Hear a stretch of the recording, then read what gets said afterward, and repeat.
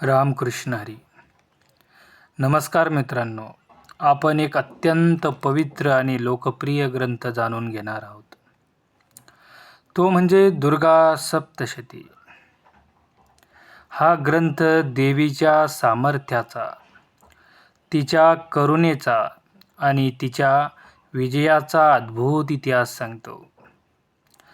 या ग्रंथामध्ये देवीचे मधुकैटभ, महिषासूर, शंभ निशुंभ यांच्यावर विजयाचे वर्णन आहे. ऋषी मार्कंडेय यांनी हा ग्रंथ कथन केला आहे. यामध्ये आदिशक्ती दुर्गेचे सामर्थ्य आणि तिने केलेल्या असुर संहाराच्या कथा येतात. नवरात्रात या ग्रंथाचे पठण विशेष केले जाते. आपण पुढील भागामध्ये या ग्रंथाचा परिचय करून घेऊ.